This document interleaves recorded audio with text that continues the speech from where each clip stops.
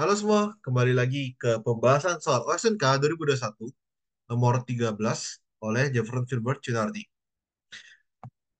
Baiklah, ini soalnya suatu tipe fotosintesis memiliki beberapa variasi seperti NADP-ME gambar A dan NAD-ME gambar B. Kotak hijau pada gambar menandakan kloroplas, jadi ini kloroplas, dan juga kotak merah muda menandakan mitokondria. Kita langsung aja ke pernyataan yaitu A. Tipe fotosintesis yang dimaksud adalah tipe CAM. Tipe fotosintesis yang dimaksud rentan mengalami fotorespirasi. Venasi pada daun tersebut lebih rapat dibandingkan venasi pada daun C4, tumbuhan C4. Variasi D, variasi NADPME dan NADME memiliki kesamaan dalam mekanisme produksi PP dan oksaloasetat. Baiklah, sampai sini aku sarankan untuk pause dulu videonya dan coba kerjakan soal ini sendiri sebelum dibahas. Oke, mari kita bahas soal ini. Sebelumnya kita review dulu, ada tiga jenis fotosintesis, ada C3, C4, dan CAM ya. C3, seperti kita tahu, karbon dioksida itu akan langsung diserap oleh sel mesofil dan akan langsung masuk ke siklus Calvin dengan bantuan Rubisco. Rubisco akan menggabungkan karbon dioksida dengan senyawa namanya ribulosa bifosfat untuk menjadikan senyawa tiga karbon di sini. Jadi senyawa tiga karbon ini karena produk paling awal kita bilang sebagai C3. Selanjutnya, kalau C4 berbeda dengan C3, sekarang karbon dioksida itu tidak langsung masuk ke Rubisco, tidak langsung masuk ke siklus Calvin. Jadi kita akan bentuk dulu yang namanya asam malat atau malic acid dengan bantuan enzim namanya PP karboksilase di sel mesofil. Perhatikan kenapa kau harus ada siklus ini. Rubisco itu memiliki kelemahan, yaitu Rubisco itu bisa menyerap oksigen. Di mana ketika Rubisco ini menyerap oksigen, akan terjadi yang namanya fotorespirasi, suatu proses yang secara relatif itu merugikan bagi tumbuhan. Maka dari itu, keberadaan siklus C4 ini, di mana kita bentuk asam malat dengan karbon 4, makanya namanya C4, ini mencegah fotorespirasi.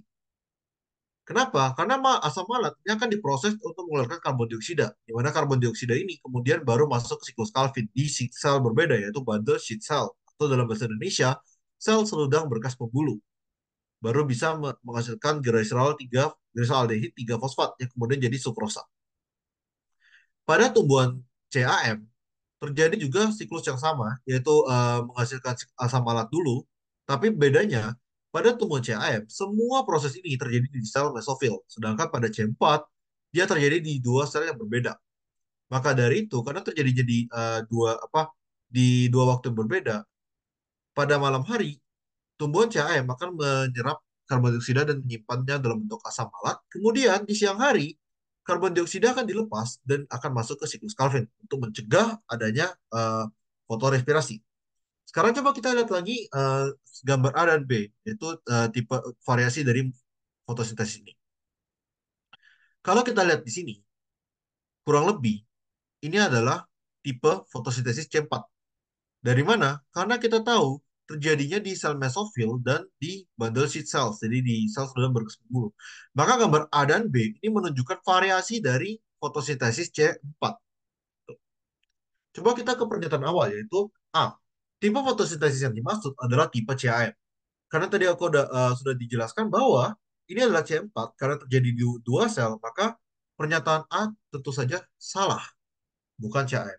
Kita ke pernyataan B, yaitu tipe fotosintesis yang dimaksud rentan mengalami fotorespirasi. Sebenarnya di sini jalur fotorespirasi juga ditunjukin. Yang mana ini? Jadi ketika oksigen dengan Rubisco akan menghasilkan dua fosfogliserat dan melalui jalur ini yang warna biru, ini juga ada jalur ini, jalur fotorespirasi. Namun perhatikan di sini bahwa tumbuhan C4 dan CAM itu secara relatif lebih jarang terkena fotorespirasi dibandingkan dengan C3. Yang rentan mengalami fotorespirasi adalah C3. Maka dari itu pilihan B juga salah. Pilihan C, venasi pada daun tersebut lebih rapat dibandingkan venasi pada tumbuhan C4. Masalahnya, gambar A dan B ini menunjukkan tipe fotosintesis C4. Maka dari itu, tidak mungkin C4 lebih rapat daripada C4. Maka pilihan C tidak valid. Itu salah. Terakhir, Variasi dari NADPME dan NADME memiliki kesamaan dalam mekanisme produksi fosfoenol piruvat PP dari oksaloasetat. Sekarang coba kita perhatikan dulu di tipe yang NADPME. NADPME berarti yang tipe yang gambar A ya, ada NADPME. Coba kita lihat gimana caranya dia menghasilkan fosfoenol piruvat PEP. Jadi coba kita highlight PEP-nya, ini PEP, terus PEP di mana lagi, ini ada PEP ya. Oke, gimana sih caranya dia menghasilkan PEP dari oksaloasetat? Jadi dia ada jalur di mana? Oh, kita lihat ya. Ini ada oksaloasetat lewat PEP karboksikinase langsung jadi PEP. Jadi dia langsung ya, langsung, dan juga ada juga ini.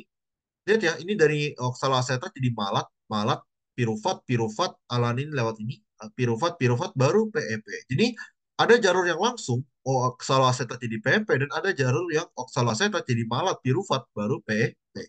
Dia ada dua jalur, ada yang langsung dan yang tidak langsung. Sedangkan kita perhatikan di sini, mungkin aku tulis dulu, ini ada yang tidak langsung dengan cara eh, oksaloasetat, malat, piruvat, PEP, dan ada yang langsung dari oksaloasetat ke PEP. Sedangkan coba kita bandingkan di sini, mana sih PEP? PEP ada di sini. Oke, PEP di situ nggak ada lagi ya. Coba kita lihat. Oke, di sini dia ada jalur yang nggak langsung ya, sama ya ini oksaloasetat, malat, piruvat, piruvat. Jadi ini tidak langsung. Sekarang coba kita perhatikan lagi, apakah ada jalur yang langsung? Ternyata tidak ada. PP hanya bisa diproduksi lewat jalur tidak langsung. Maka dari itu, di sini, apakah mereka punya kesamaan? Jawabannya adalah tidak. Baiklah, sekian video kali ini. Semoga membantu.